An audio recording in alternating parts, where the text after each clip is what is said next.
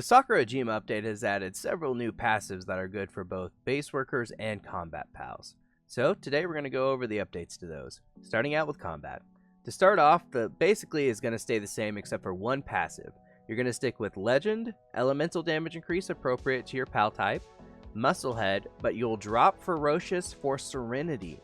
The reason being that although you lose 10% attack, you get a 30% skill cooldown reduction on your pal's normal attacks. So things like Seed Bomb, Laser Lock On, etc. They will have a 30% reduction to their skill cooldown, meaning your pal will actually attack faster, meaning you'll overall do more damage even though you'll deal less damage per hit now.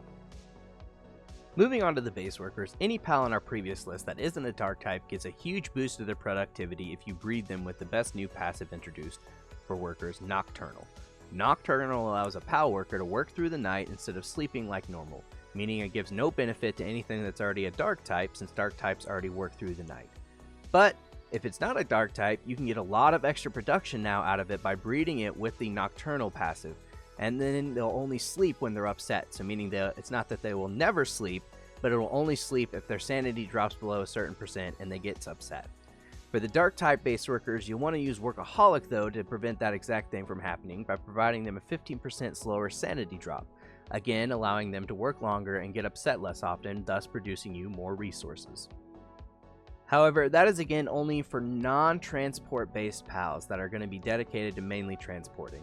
For them, again, for the non-dark versions, you'll want to get Legend, Swift, Runner, and Nocturnal, thus maximizing their move speed and allowing them to work at night. Whereas if they're dark pals, again, you'll go with Legend, Swift, and Runner, but switching Nocturnal for Workaholic. Ideally, again, drops their sanity slower, makes them upset less, allows them to transport more often. For the fastest possible mount, you want to stick with Legend, Swift, Runner, and the new passive Infinite Stamina, giving your pal an additional 50% stamina to its base stamina amount, allowing you to sprint for even longer, at the offset of unfortunately taking even longer to refill when you fully use up all your stamina.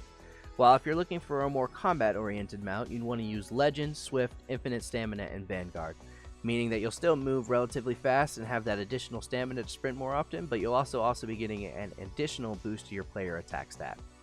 And the last bit before we get on to the worker updates, you want to go ahead and get these for your utility pals, like say if you're wanting to produce a bunch of eggs quicker, you want to get pals with Philanthropist for both parents. That will increase your egg production time reduced by 100%, meaning that you'll get eggs 100% faster. Other than that, you'll also have two other new increased passives that will give you increased buy and sell capabilities, Noble Furs and Fine Coat, which we think are perfect to go on the two additional remaining passives when you make your Gopin or Gopin Ignis with Vanguard and Stronghold Strategist, thus making it Noble Furs, Fine Coat, Vanguard, and Stronghold Strategist to make the perfect possible Gopin. As a general update again, as with the previous passive skills section, all the best non-dark workers, if they are bred with Nocturnal, take the #1 spot, with the normal versions dropping down a little bit lower, with a few exceptions we'll go over now. Starting out though, Knocklem ties with Verdash and Jet Dragon as the second best gatherer by skill, but will probably be your main gatherer due to its status as the best transporting pal with its good default movement speed and transporting level 4. And as a cherry on top, in a pinch, it can also mine as well as Anubis can with its mining level 3. Prixter is the new dark ground type pal that now pushes Bushi down to 3rd and ties it first with Bushi Noct as one of the best lumberers in the game. Like Bushi Noct is a dark type by default, so you can breed it with an extra passive that's good for workers that you prefer instead of the Nocturnal passive. It can also in a pinch take over for your medicine duties with its rank 1 medicine making if you don't want to use a dedicated medicine maker pal.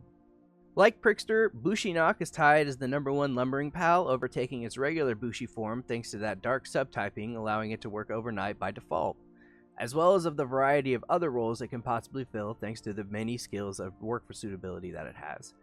You should definitely only keep it as a dedicated woodcutter though, only using it at a pinch for its other work skills. Wixen Noct is a good pal to use as an overnight handy worker until you breed your Nocturnal Anubises, but it's also a decent transport and kindling pal, finding its place in the roughly middle tier of both categories. Nocturnal has basically made work suitability rules matter more than the dark subtyping, and because of that, Wixen Noct will quickly find itself outclassed in the later stages of the game where you have more access to different breeding pals available to make even better workers. Sootseer now ties with Wixen Noct as the second best kindler due to its dark subtyping, making it available to work at night, and the rank 3 kindling ability. However, a Jormuntide Ignis with the new passive Nocturnal, again, reigns supreme as the number 1 kindler, outclassing Sootseer. The only other benefit to Sootseer is now we have a way to ranch bones, since Sootseer has a chance to dig them up while in a Pal ranch. Like Wixen Noct, due to Selyne's dark typing, it can definitely find a role in any base with its rank 3 handiwork, medicine making, and transporting abilities. However, it will be outclassed in all of these roles by other pals, like a Nocturnal Anubis in handiwork, Bella Noir or Bella Noir Labario for medicine making, or a Nocturnal Knocklem for transporting. And those are the new updates we have found so far in relations to the new Sakurajima update and how everything fits in with the new passives and workers that they've released. Hopefully you found something interesting, and as always, you can definitely check out our old lists that are still mostly accurate comparatively with the updates that have come out, or you can also subscribe for any future videos that might come out. And if we missed anything, let us know down in the comments. Other than that, thanks and have a good night.